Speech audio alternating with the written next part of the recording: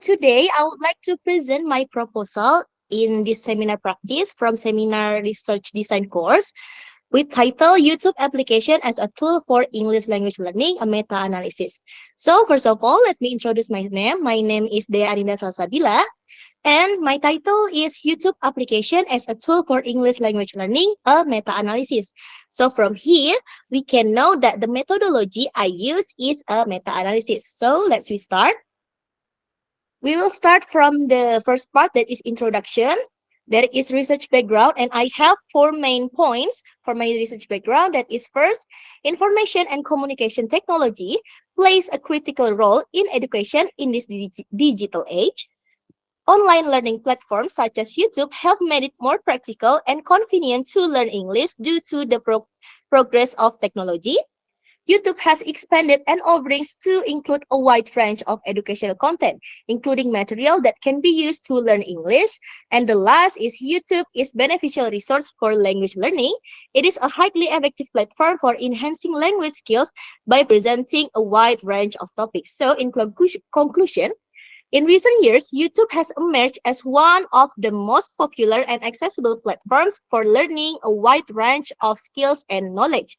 One area where YouTube's educational content has been particularly valuable is in language learning. Well, one advantage of using YouTube for learning English is that it offers learners the opportunity to engage with authentic language use in a range of contexts. Next is the research question. So, the research question of this study revolves around investigating the effectiveness of using YouTube as a tool for learning English. The researcher, that is me, is interested in exploring the potential benefits of using YouTube for language learning, particularly in terms of improving learner skills in English. So, the first research question is, what is the effectiveness of using the YouTube application as a tool for English language learning?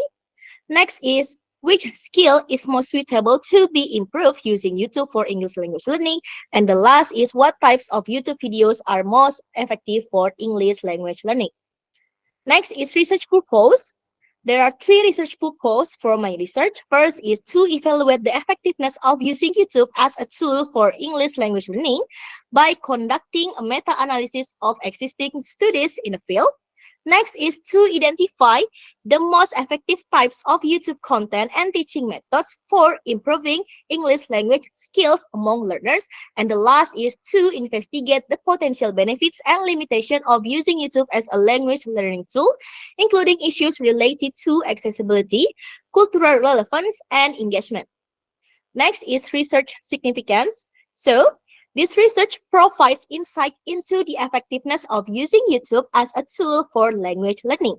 The meta-analysis approach allows for a comprehensive review and synthesis of existing research and providing a more reliable and valid assessment of the effectiveness.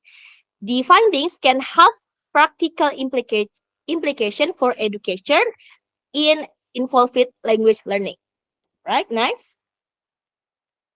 Next is the literature review. Actually, I have divided the literature review into three sections, and each section have the subtopic. So, first section is about YouTube application, and the first subtopic is definition of YouTube application as a language learning tool. So, YouTube is a video sharing platform that has been widely used in English language learning.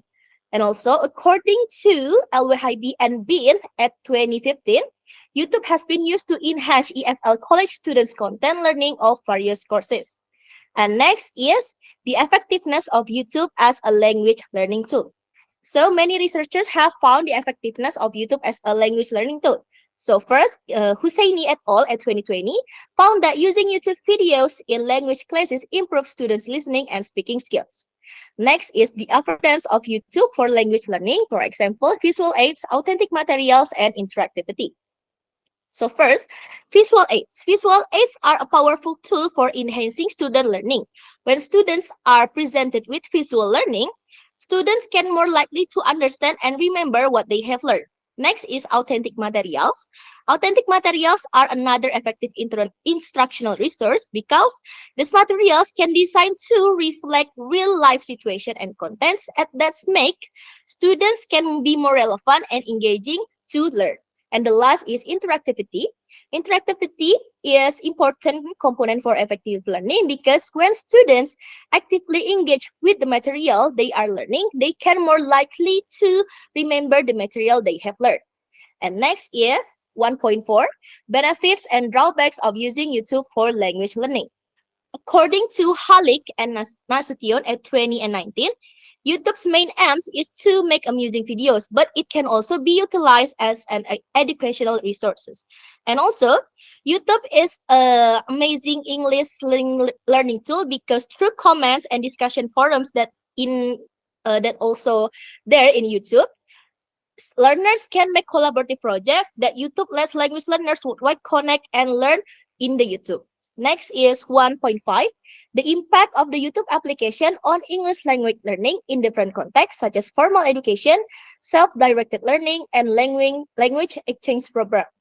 So the first is formal education. In formal education, YouTube can help to engage learners to engage their creativity and intelligence and help them to can be more understand in English because chronological principles. Next is self-study or self-directed learning. YouTube is great for self-directed learning because the relevant films or video that can be used as their own for the learners. And next is the language exchange programs. Well, YouTube can be engaging with native English speakers because learner can search for English speaking or English speaker audio visual materials. They can comment, ask questions, and participate in the discussions. And next is the last, previous research on the use of YouTube in language learning. Actually, there are many research that have utilized in the use of YouTube in language learning. For example, is Raj at 2019. He noted that YouTube videos can help students grasp social expressions. And next, the literature review about English language learning. So the first is 2.1, main language skills in English language learning. So they are speaking, writing, listening, and reading. And next is the importance of English language learning. So English language learning is crucial in globalized society. English is used worldwide for communication, and English has dominates the world. And English too important to ignore. And also, next is the necessity for efficient tools to facilitate English language learning. This is because YouTube has improved English language learning results, and YouTube can promote language acquisition by providing authentic language input, interactive learning, and a Sorry, variety Dhea, of learning materials. can you speed up? Let's talk about the methodology. Methodology is very important. I want to All understand right, how you are going to do this, this project. all right. So here is the methodology. Well, my methodology I use is meta-analysis. The present study, I am to conduct a meta-analysis of the existing literature on YouTube application as a tool for English language learning. The primary objective was to describe, analyze, and synthesize the findings of previous research in this field. Next is for the methodology, I have used some tricks or maybe some way. First is searching strategy. Well, the initial search and criteria for this study were aimed at identifying articles that report on the use of YouTube as a tool in English language learning, filtered within the past 5 years between 2018 and 2023, and selected using database such as Google Scholar and Publish or Parish Age. The selection of the specific database was based on academic research articles in the field of language learning and teaching. And also for that data collection, for data collecting, this research is going to follow the technique of data collection from Zawaki Richter et al. At 2019. The research is using inclusion and exclusion method. Data is then going to be coded and extracted from included studies in order to synthesize the findings and to shine light on their application in practice. In the next slide, I will provide the inclusion and exclusion method. Also, the keywords for searching the authentic research. So first, yes, I would like to display how I can analyze data. So the methodology I use for data analysis is from Khan at 23. So the first step is framing questions for a review. And next is identifying relevant work. The third step is assessing the quality of studies. The fourth is summarizing the evidence. And the last step is interpreting the findings. So in framing questions is I have three questions or three research questions. That is, what is the effectiveness of using YouTube application as a tool for English language learning, as I told before. And next is identifying relevant work. For identifying relevant work, I have searched from two databases, that is Google Scholar and Publish or Perish, and limited the result that can I found for 20 to 200 maximum results. And next is assessing the quality of the studies. Uh, to assessing the quality, I have limited the year. It is between 2018 until 2023. And next is summarizing the evidence. For summarizing the evidence, I use this method. Actually, I have to use Prisma, but because yesterday I didn't understand enough how to use this, so I just use it in the Excel like this for the screening process. First, in the identification step, I have found 200 records then identified through database searching, as I told before, using Publish or Paris 8 and Google Scholar. And then in the screening section, eligibility included. I also remove the study that are not included in my inclusion criteria. So in my inclusion criteria, here it is.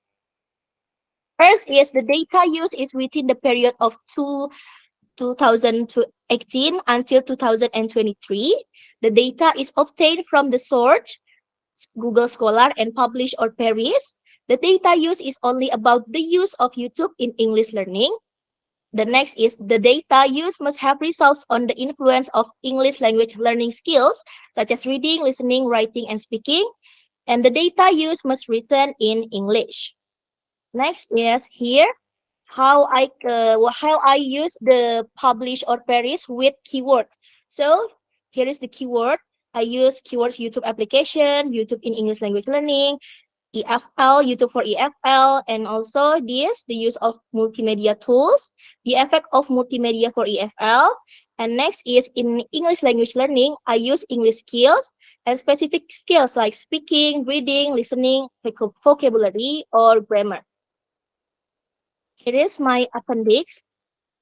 So in the last, I have found four studies that is suitable with my inclusion criteria after screening and removing some articles that is not suitable with my inclusion criteria. So 40 studies included based on inclusion criteria. So here it is, but it is not the all of my research that I will use to use the meta-analysis. This is just some, just found just 8 articles. And next, it is the searching keyword, or how I can use software publish or Parish H to search for the article journals. All right, I will give it back to our lecturer, Sir Uray, and my discussion 1 and discussion 2. Thank you.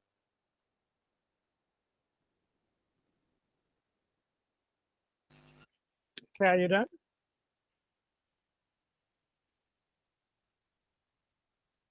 All right, now we proceed to the discussion and discussion for this proposal. I would like to invite the first discussion, Fatia Nur Eka Rahma. Please have your time.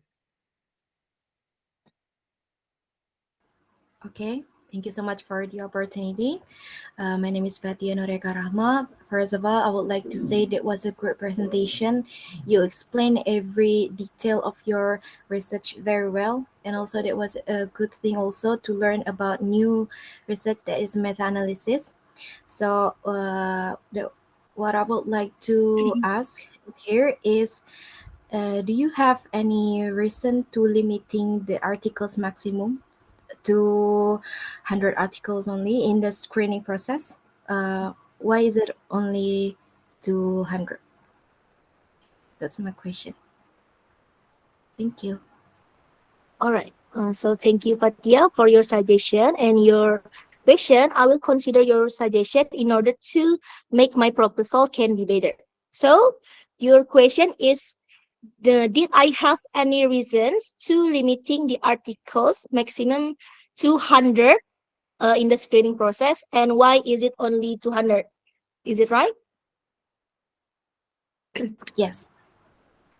Okay, so one of the main reason why I limited the article to 200 is because the limiting of time and the research constraint. So I think, in my opinion, with a large number of research results, it can take some time or many time to sort through and select the most relevant articles or more suitable articles for my research. So I limit it to 200 results only.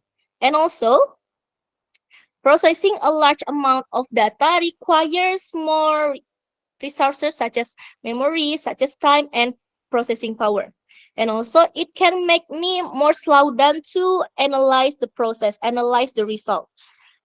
I think by limiting the number of results to maximum of 200, it is easier to manage and it is easier to analyze the data within a reasonable time.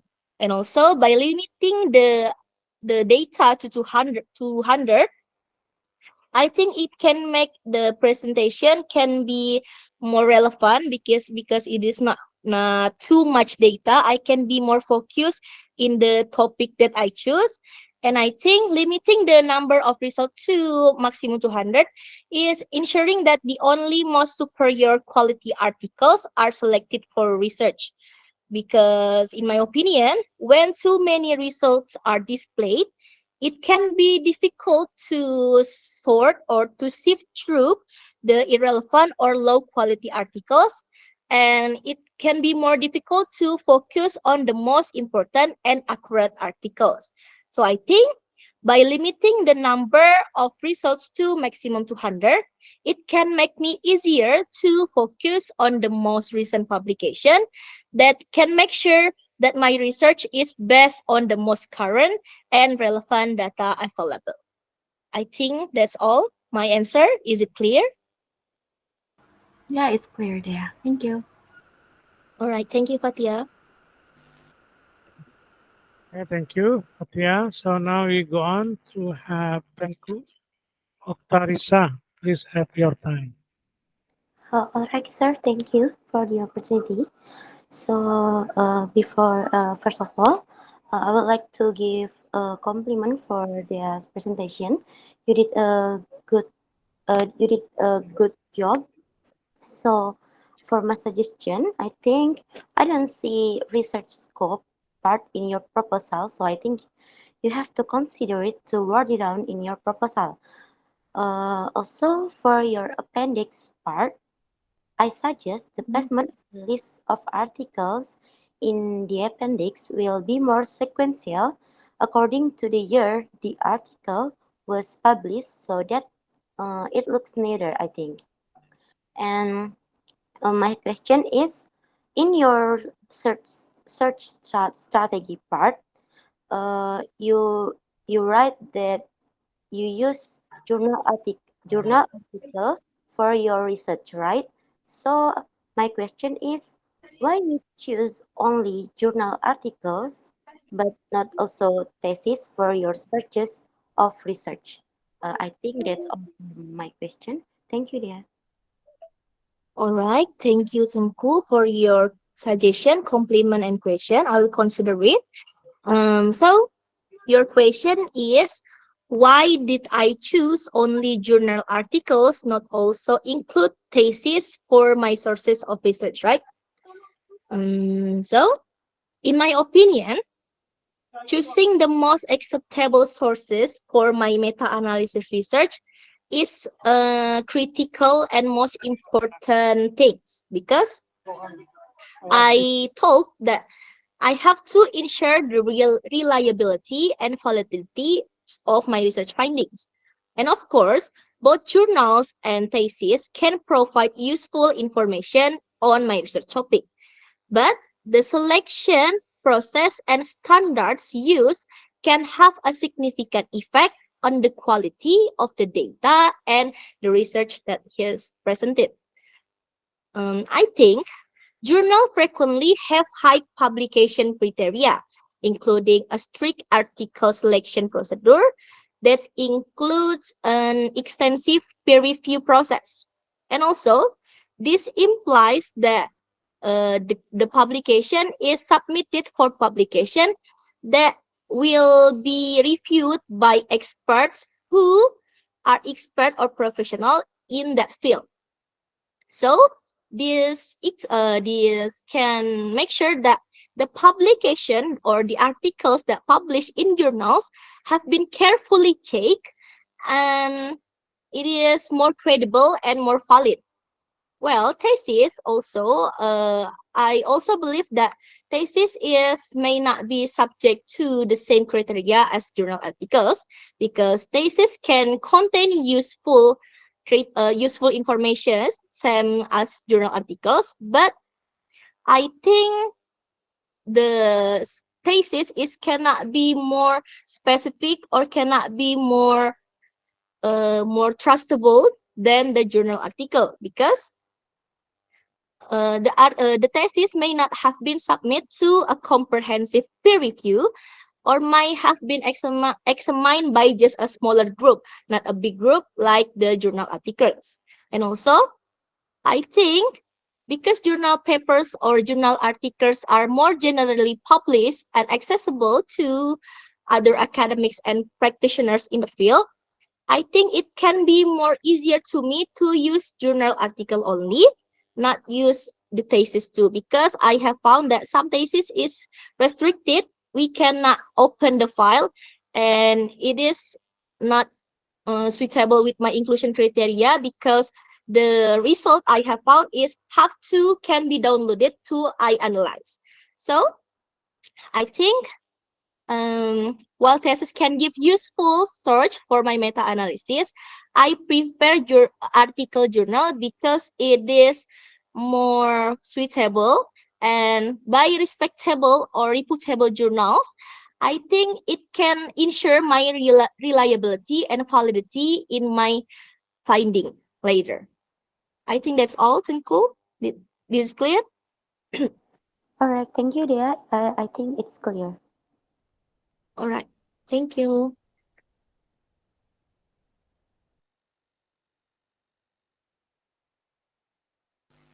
Okay, thank you, yeah, for the discussion. All right, now meta-analysis. So I hope that you understand, yeah, the difference between meta-analysis and systematic review, yeah, that we have discussed this morning.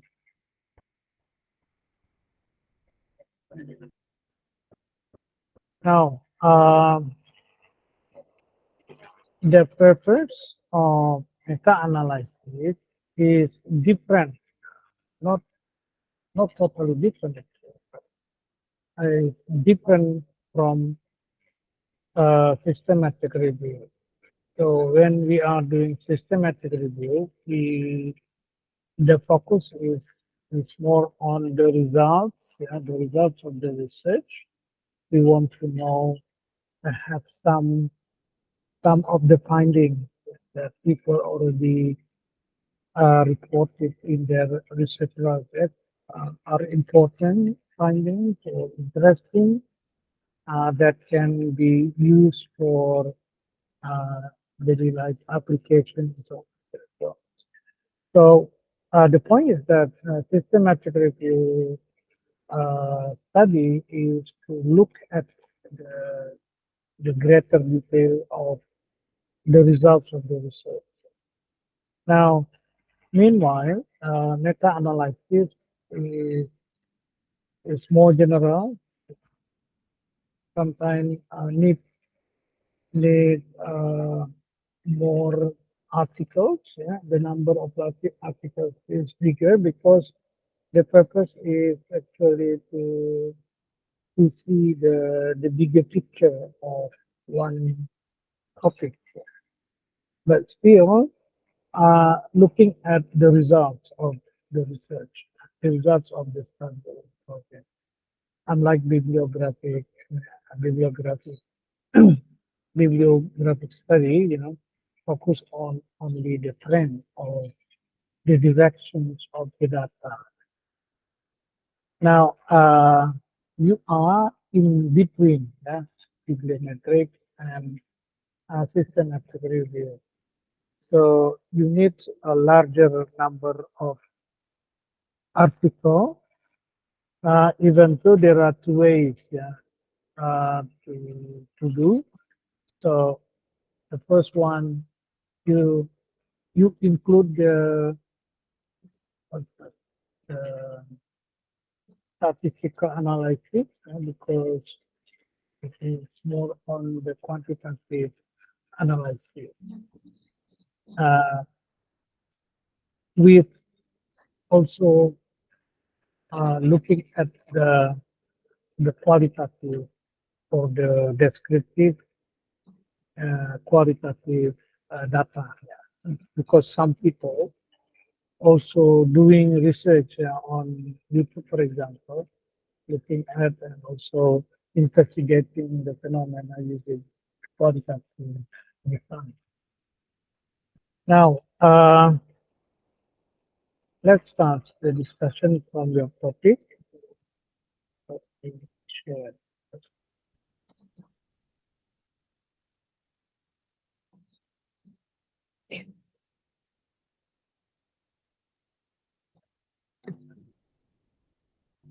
Okay, now YouTube application.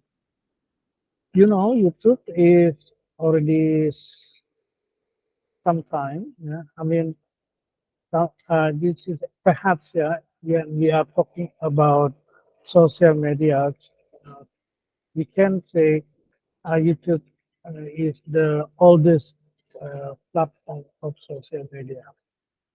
Now, why do you think that you still need to investigate YouTube? Um, it is based on my own experience, sir. There are many social media that can use to learn English, but in my case, the most suitable and most comfortable application to use is YouTube. Because for example, TikTok. TikTok is can also provide English language learning material, but that is not specific, sir. I think this is just more on like entertaining videos. But in YouTube, there are many channels that have specific materials. They can have specific materials to speaking, to listening, to reading, or maybe they can also have materials to help students with TOEFL or maybe IELTS. So I think YouTube is still need more to be researched, to need to be researched. Sign it is can be more effective, can also improve, sir. I have found many research about YouTube, but most of that is only specific in one skills. I have found articles that is focused in speaking skills. There is also articles or journal articles from our lecturer, Sir Gatot and Sir Dwi, is just focused in writing. And my purpose is I would like to combine or I would like to search what is the most suitable and why it is YouTube most suitable for that skill, sir. So I try to combine four skills: the speaking, reading, listening, and writing, and um try to looking for why is the that skill is most suitable with using YouTube. Uh, yeah, but doing meta-analysis, bibliometric, and also systematic review, actually the main purpose is to to understand the movement of data, like the trend. Yeah. Do you think that in terms of popularity, YouTube is still popular? I mean, because I said before that YouTube is the oldest among the social media platform. Yes, sir. I think it's still popular because myself is recently also you learn YouTube. I learn with YouTube to train about TOEFL and IELTS from YouTube, sir. So I think it is still trendy, masih bisa digunakan, sir. Okay, so you have to have that argument in your uh, background, yeah.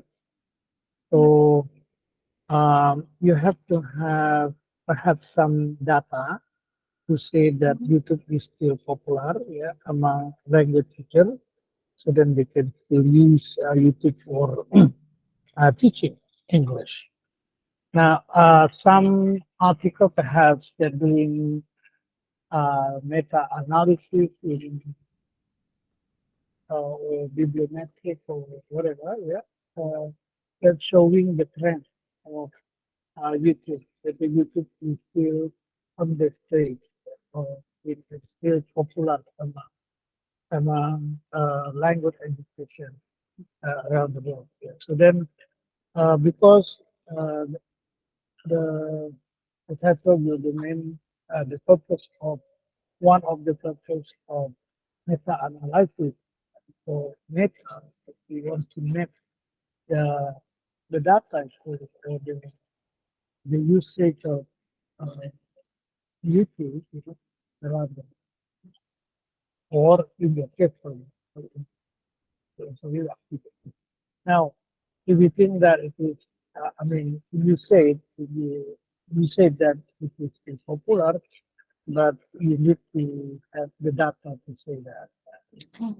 So, you need to include one or two research that really showing the trend of YouTube as the platform for learning. I believe that there are few studies here already conducted to look at the popularity uh, of YouTube around the world.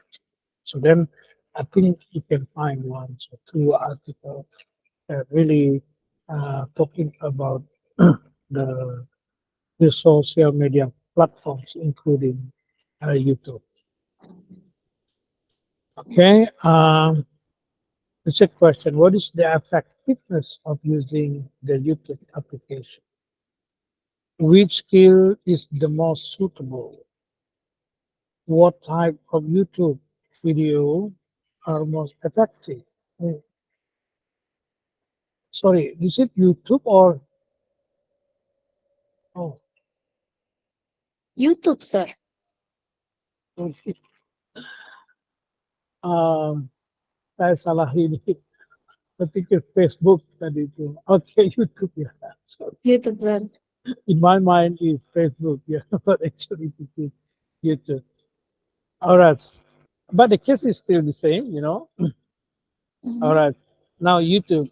Uh, okay, question number one. Still, my question is similar to question that I delivered to Kanfu at the time. So, the effectiveness of using YouTube. Do you know how to do this? Actually, in my opinion, I think that the effectiveness of using YouTube because it is easy to use and the No, learner can no, use the no. applications. That's not my question. My question is that do you know how to answer question number one? I think yes. So, can you explain? So based on my understanding, how I can answer this question is to explaining the effectiveness by explain why is it YouTube can make learners be more easy in English language learning, sir. Because I think the effectiveness is relating to the to make learners can be more easy, can be more what is this? Can be more easy, sir. I think effectiveness because it is easy to use, the mobility is easy to or Okay. What about number two? How are you going to answer question number two? how I will going to answer question number 2 is, of course, I will analyze the results or the study that I have found, and I will look for the results. For example, I have 40 results, and I will generate or I will summarize which is the for example in the first article is the use of YouTube is in speaking skill. The next article is in listening. The third article is in writing, and the fourth article is in reading. I will look for which skill are most mana mana skill yang paling banyak atau yang paling banyak mengalami peningkatan dari artikel-artikel itu, sir. Sampai saat ini I look and I think the most suitable skill is speaking, sir, because many researchers have found the effectivity from YouTube to improve students' speaking skills. Many researchers have found that result in speaking skills. Okay. What about number three? Number 3, how I will try to answer this question is I would like to try, for example, I have found the answer from number 2, that is speaking skills.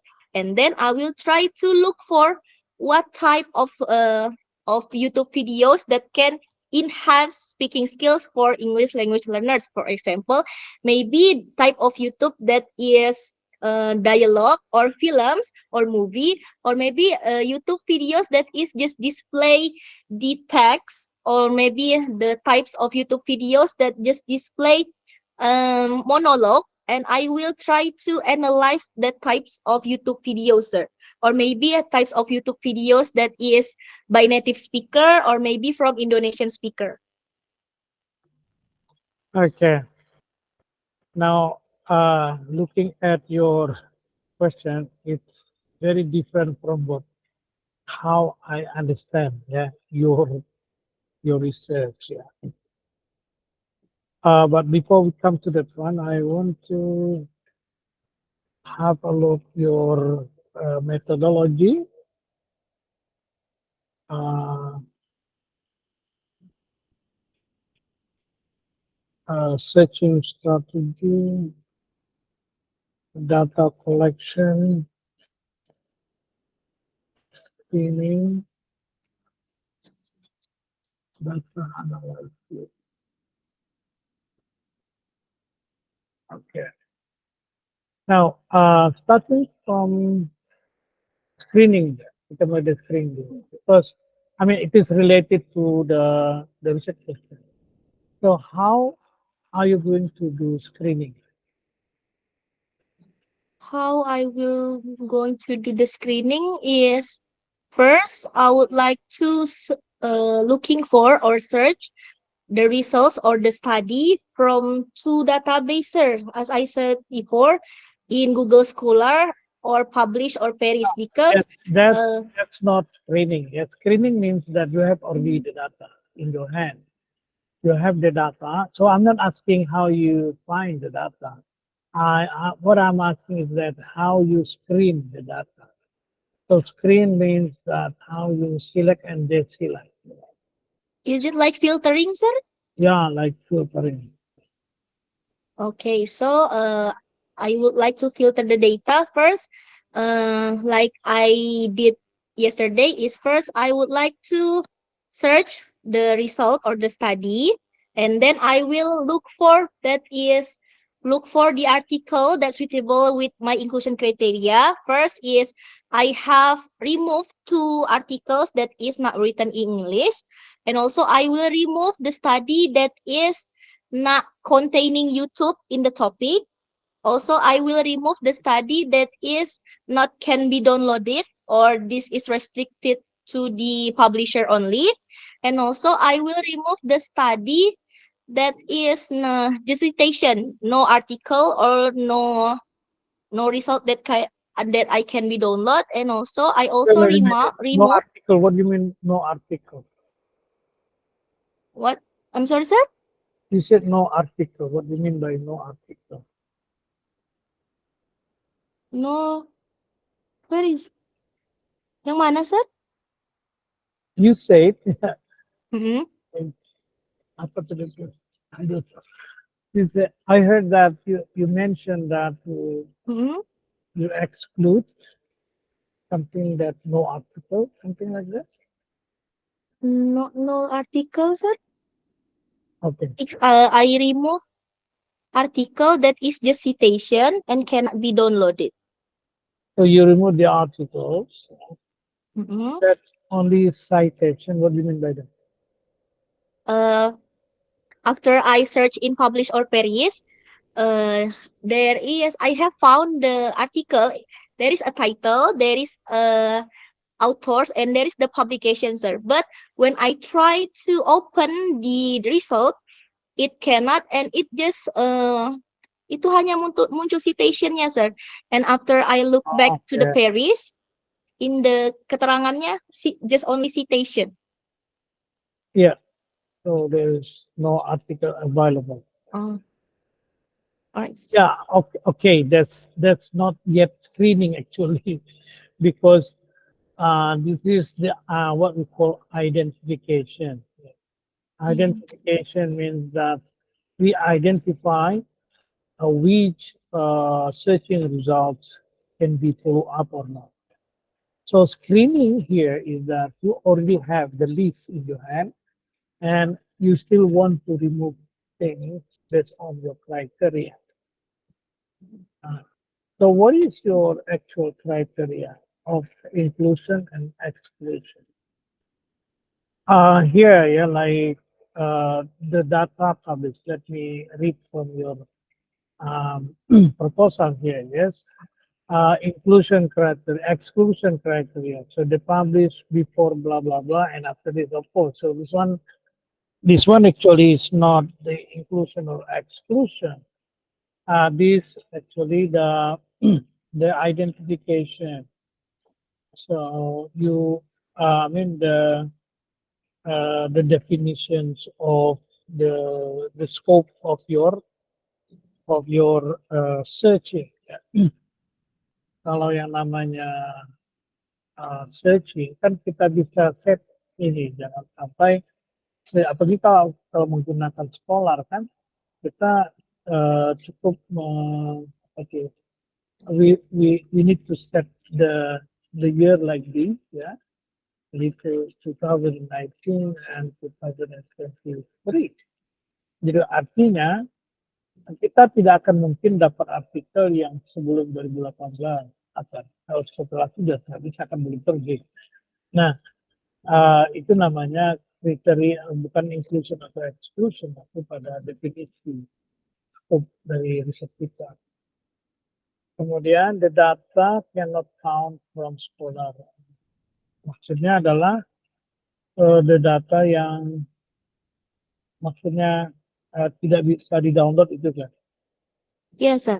Nah, itu kan lagi-lagi itu memang berarti kalau tidak bisa di-download kan tidak bisa jadi data kita. Berarti itu memang bukan kita exclude gara-gara ada hal tertentu, tapi memang barang itu tidak ada gitu kan. Jadi itu bukan disebut dengan exclusion criteria. Okay, kemudian data that does not specifically focus on the use of YouTube in learning, in language learning. Mungkin ini bisa ya data exclusion. YouTube ya use not for language learning. Misalkan YouTube use for math yeah, mathematics, for science, for even other language like for Mandarin, for example. So we exclude that one. Nah, itu bisa dimasukkan dalam exclusion criteria. So the use of, for example, YouTube in language education, is fokusnya adalah Mandarin atau other languages than English. That's exclusion criteria. Okay, number 4, data that does not provide results on impact of YouTube on English, such as reading, listening. Nah, ini yang saya belum ngerti tadi. Maksudnya apa? Data does not provide results. What do you mean? Uh, so, sir, I have read some articles, and the results is the researcher not explain what is the skills that can be improved from the YouTube. The researcher just explained that the YouTube can be engaging learners to their language learning, because the YouTube can make the learning process be more engaging, more creative, and YouTube is Okay, offer so visual learning. bukan. Okay, does not provide results of the impact of YouTube on. Okay, yeah.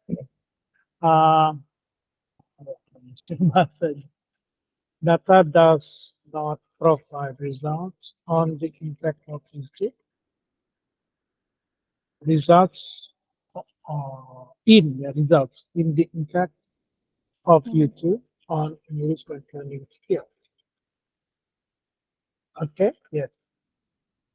Mungkin bahasanya agak diperbaiki nanti supaya lebih gampang gitu. Okay, so meaning that if you find the articles or research reports that does not report in the use of YouTube for language learning skill, or English skills, then you exclude it. Misalkan the student perception, for example, right? Attitude, jadi student attitude toward the use of YouTube misalkan. The student perception of YouTube itu berarti itu tidak masuk ke dalam penelitian ini, kan? Yes, sir. Okay. Kemudian the data that is not written, atau bukan data, mungkin artikel ya, written not in English. Nah, itu exclusionnya ya. Jadi harus yang bagian 1-2 tadi ini namanya sekali lagi bukan exclusion. Itu namanya definition atau scope of your research. Karena data ini sebenarnya belum jadi data. Yang nomor 1-2 itu belum jadi data. Kalau nomor 3-5 sudah ada datanya, tapi buang. Data itu mau kita buang. Nah, itu namanya exclusion inclusion criteria. Proses data screening. Oke. Ini pertama itu framing question. Kedua, identify relevant rate. Framing question maksudnya apa? Saya memfokuskan penelitian saya kepada tiga pertanyaan, supaya nanti dari pertanyaan itu bisa ketemu artikel-artikel yang sesuai, sir. Artikel yang mengandung efektivitas YouTube, artikel yang mengandung English language skills in the article. So that's framing question that focus on the effectiveness.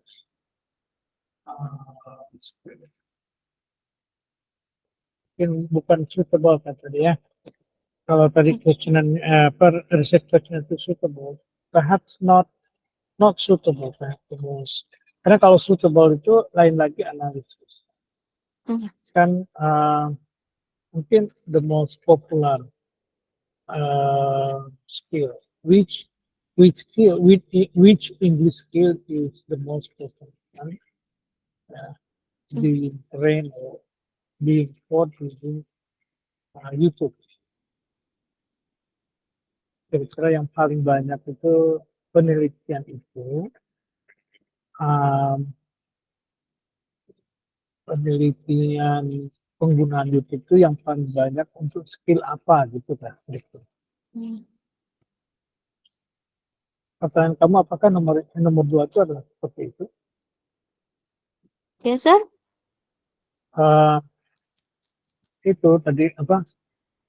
Di sini kan the most suitable ya, to be improved. Kalau itu kayaknya agak sulit. Maksudnya apa saya kurang paham. Tapi kalau misalkan the most popular, what is the most popular skill being taught using YouTube?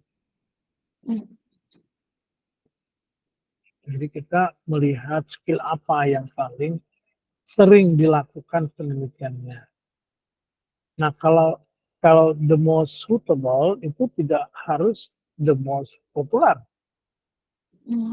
Nah, kalau the most suitable berarti kita harus mencari penelitian yang mengatakan bahwa penggunaan YouTube untuk speaking misalkan adalah sangat efektif, misalkan seperti itu. Lalu kita sebut dia karena efektif, maka suitable. Gitu kayak kira-kira.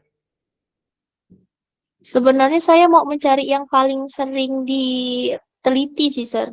Nah, kalau gitu, the most popular. Iya, sir. So, in terms of the use of YouTube in language learning and teaching, what is the most popular skill being investigated by the researcher? Something like that, right? Iya, sir. Yang itu kayak kira-kira. Iya, sir. Karena kalau misalkan mencari the most suitable, I think it is too difficult because there are many. Yes, correct. Yeah.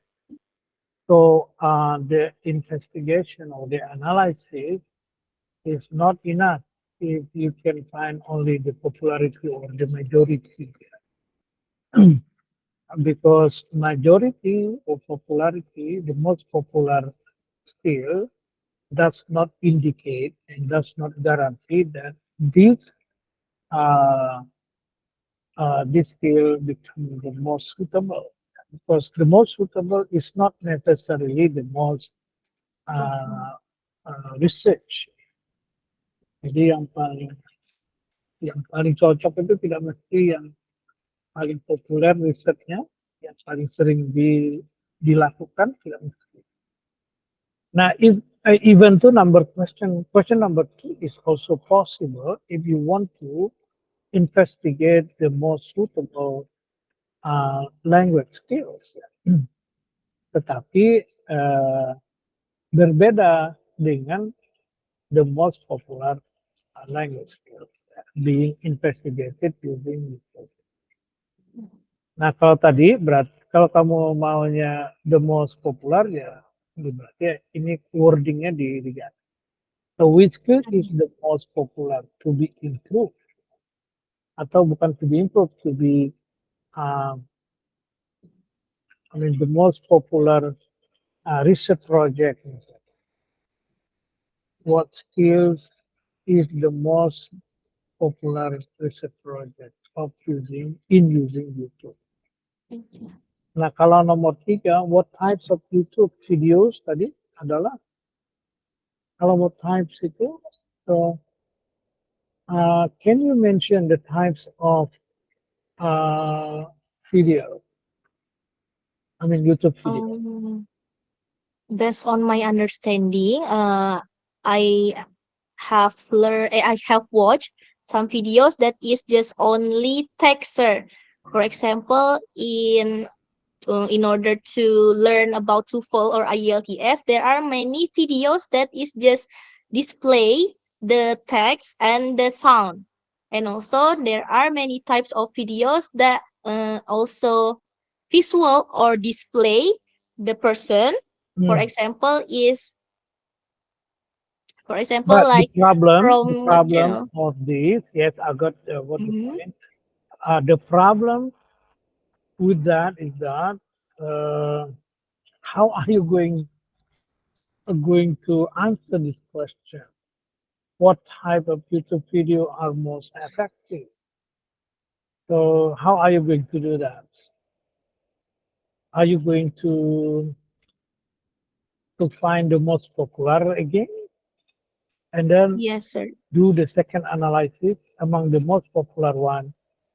So what types of YouTube? Uh, Yes, sir. Because my research question number two is change to popular. I think it can be more relatable if the third question is also about the popularity. yeah, if it is about popularity, so then what is the Mhm. difference between two and three? The two is the skill, the most what is that most popular skill to investigate with YouTube, and the third is most popular YouTube videos or YouTube channels, maybe, sir. Uh, okay. It's a lot of data actually. If you want to investigate the popularity. Okay. What types of YouTube video? Why do you think that you need to ask that question? Yes, sir. I mean, what brings this uh, this question? Why you think that you need to ask this question? What types of video you want to have some recommendation about this? Because I think more specific type of videos or more specific channels I have found I can recommend it to other learners to use, sir, if Okay. I found the most specific types of videos or more specific channels. Hmm. Okay. Yeah, I think for the time being, yeah, it is okay to have this question, sure. But later, perhaps when we read more, yeah, we can improve, yeah, the quality of your research questions, yeah, regarding. Now, question number one is about the effectiveness. Yeah. I think it's kind of misunderstanding. Yeah. If you say you want to know uh, from the results, yeah, you want to find the most effectiveness. You collect, for example, many research, and then you can conclude from their data, from their conclusion section, or from their was that the results of the research, and then from when you are collecting all those things, and then you can determine whether it is effective or not effective. Now, actually, the effectiveness study like this, yeah, if you are asking about effectiveness of using YouTube, what you need to do is that you need to have quantitative research reports.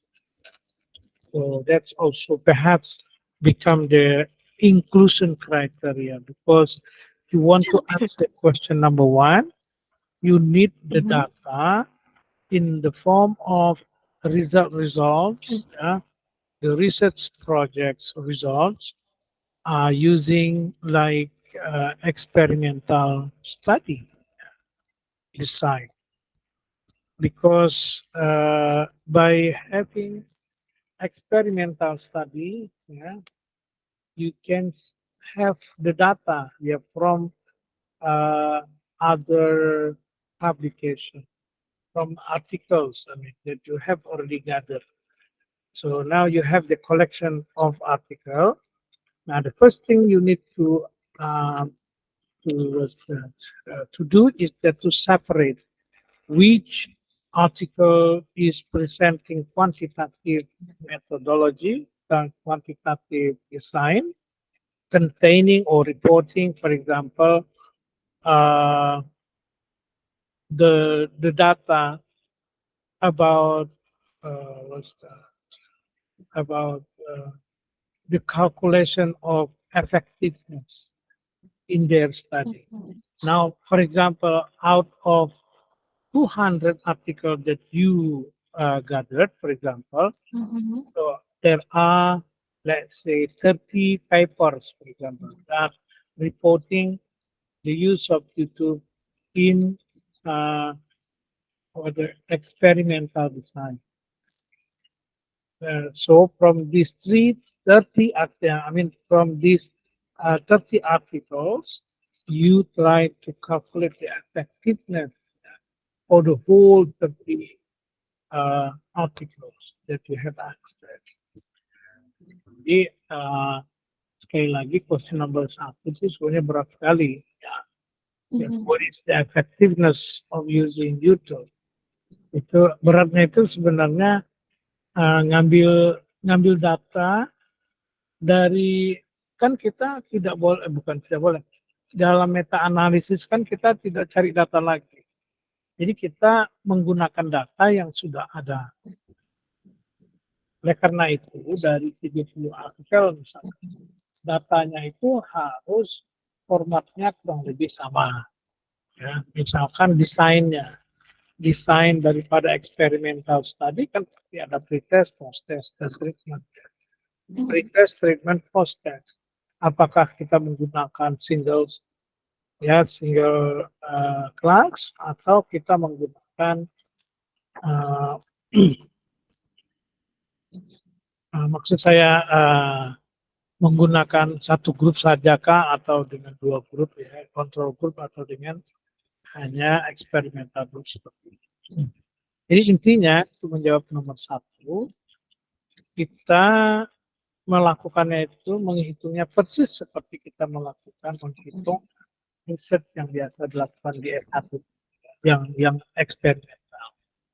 Cuman kalau yang di S1 karena dia bukan meta analisis, maka datanya itu adalah mereka cari sendiri, dalam arti harus turun ke kelas, kemudian mengadakan sebuah treatment dan sebagainya.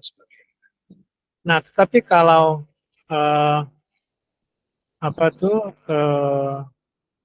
meta analisis, kita kan tidak perlu lagi turun ke kelas. Jadi kita hanya mengcollect articles. They collect the articles.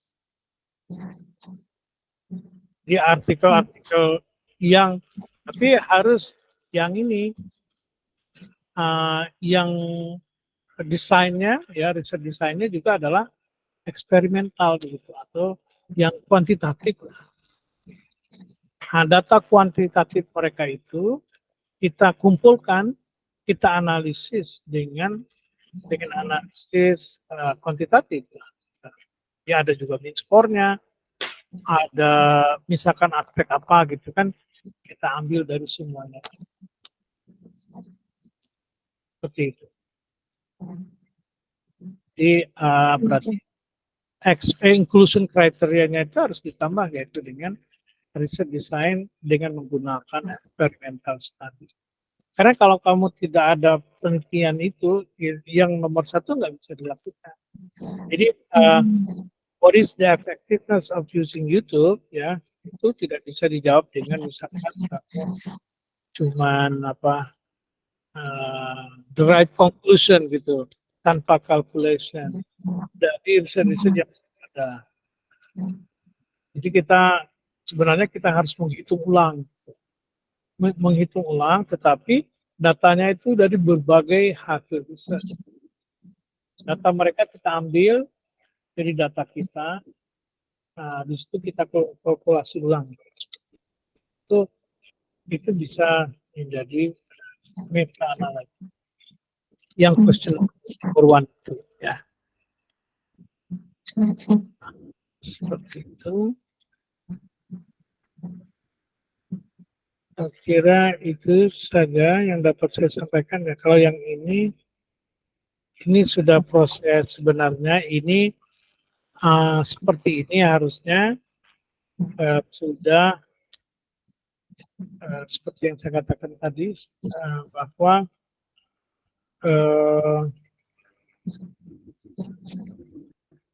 alur seperti ini adalah laporan riset, itu bukan proposal.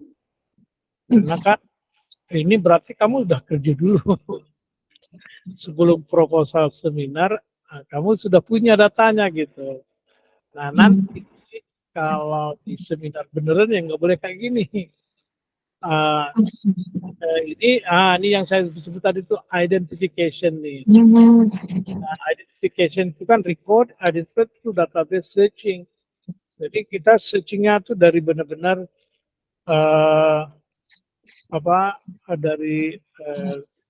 dari keywordnya saja. Misalkan kita menggunakan 10 keyword, maka total yang kita dapatkan dari 10 keyword itu berapa gitu. Kalau bibliometrik, karena sama saja cara nyarinya kan. Kalau di bibliometrik kan kita kumpulkan dulu. Nah, nanti ada yang namanya removing duplicates. Kan? Sebenarnya sama saja removing duplicates. Misalkan kita menggunakan sini kamu lihat tadi, saya lihat keywordnya. Misalkan gini ya, YouTube application atau YouTube in English language learning, atau YouTube for developing English learning, atau YouTube for EFL, YouTube in English education. Katakanlah ya, kamu searching YouTube in English education, dapat katakan 150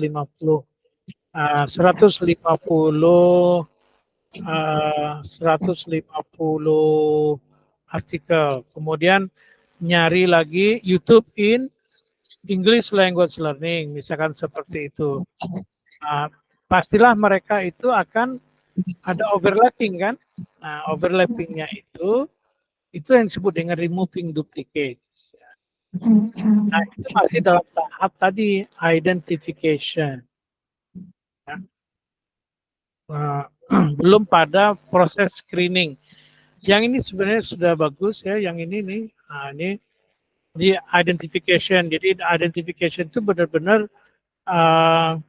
mengumpulkan, mencari daftar mentah dari database yang kita dapatkan melalui searching menggunakan beberapa keywords. Nah, ketika screening itu sudah ada proses exclusion and inclusion criteria. Tetapi sebelum itu pun bisa misalkan mekanik screening, misalkan tadi itu yang you bilang yang bisa di-download ya. Yang apalagi kira-kira Written in English, sir? Written in English, ya betul gitu. Jadi itu masih proses screening basic itu ya.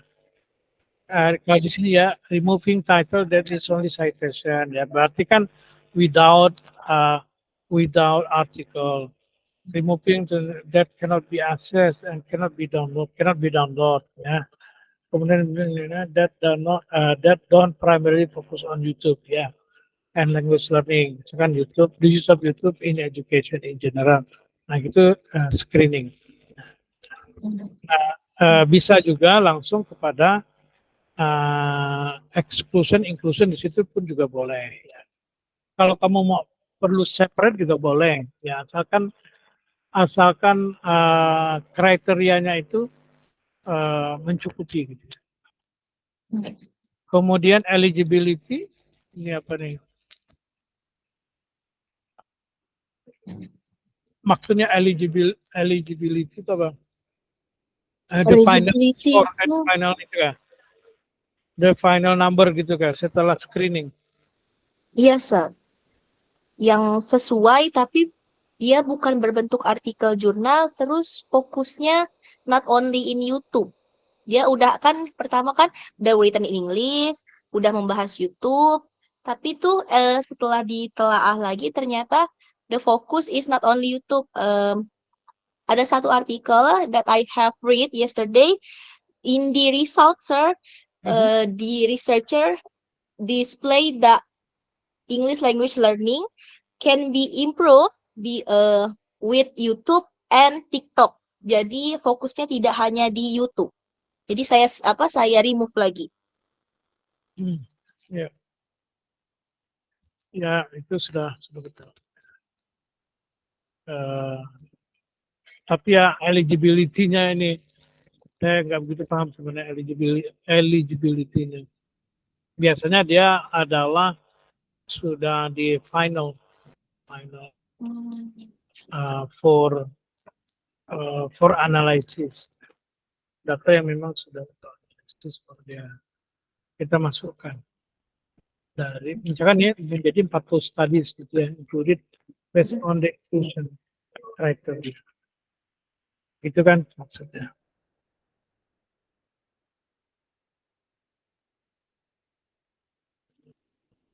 Oke, saya kira itu yang bisa saya sampaikan. Do you have any question? Ini sir, for my first question, did I have to change the effectiveness into other aspect, or maybe you have suggestion to change the research question? Ya, justru question number 1 itu adalah warnanya meta analisis ya.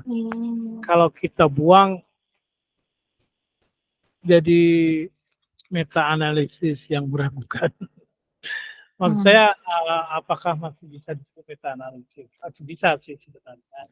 Karena banyak juga artikel-artikel yang tersebut yang lumayan populer gitu yang tidak melakukan analisis kuantitatif. Ya. Jadi dia mengakunya meta analisis, tetapi analisisnya persis seperti systematic review. Bisa. Tapi kalau kamu mau menyebut memang meta analisis, ya nomor 1 itu harus dipertahankan. Cuman saya bilang itu pekerjaannya memang agak berat dikit karena benar-benar itu kita akan mengumpulkan berbagai data kuantitatif gitu. Kalaulah seandainya misalkan semua riset desain yang kuantitatif itu adalah eksperimental, berarti kan ada treatment, ada pretest, post-test gitu kan. Nah, jadi mungkin kamu jadi harus mengumpulkan semua data pretest, semua data post-test gitu. Nah, nanti kita dari sekian banyak artikel itu kita kita mungkin menghitungnya dengan mean score gitu, seperti itu, dengan standard deviation sebelum masuk ke rumus effectiveness ya. Tapi dari data-data yang ada dari perusahaan orang, dari maksudnya project orang gitu, dari penelitian yang sudah orang lakukan. Jadi memang agak repot dikit ya, karena kita harus benar-benar mengumpulkan data kuantitatif.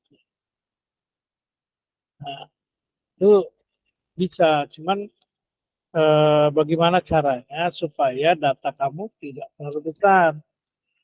Nah, tetapi kalau di dalam meta analisis tidak bisa kita mengatakan misalkan saya mau meta analisis tapi limitnya hanya 200 paper gitu ya. Nggak bisa. Itu tidak bisa modelnya seperti itu. Kita boleh memperkecil the total number of article included in our project. Itu we have to have certain criteria atau inclusion criteria atau exclusion criteria. Kan kriteria yang lebih spesifik ya, akan mengakibatkan banyak artikel yang akan tereksklud. Saya ambil contoh tadi, misalkan YouTube for language learning, berarti all skill of language learning, kan pasti banyak sekali. Tapi kalau kita misalkan membatasi YouTube for English learning productive skills, berarti separuh. Nah, Jadi kita fokusnya misalkan seperti yang dikatakan tadi, YouTube itu sebenarnya bagusnya untuk speaking misalkan.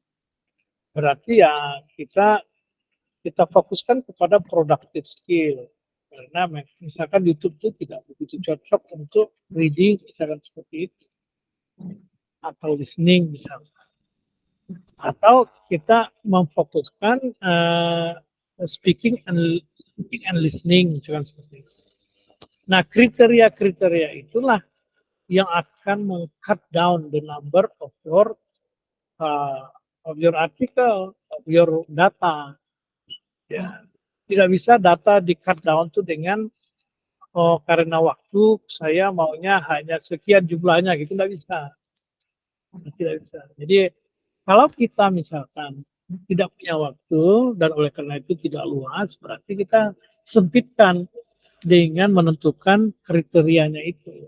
Kita tambah kriteria yang lebih spesifik sehingga akan banyak artikel itu yang terexclude, tidak bisa jadi data kita. Nah, seperti itu kira-kira mekanisme how you reduce your number, the size of your population. Oke. Correct, sir. Thank you, sir. Baik, sekira itu saja yang dapat saya sampaikan ya, silakan untuk diperbaiki. Baik, that's the end of our meeting for today.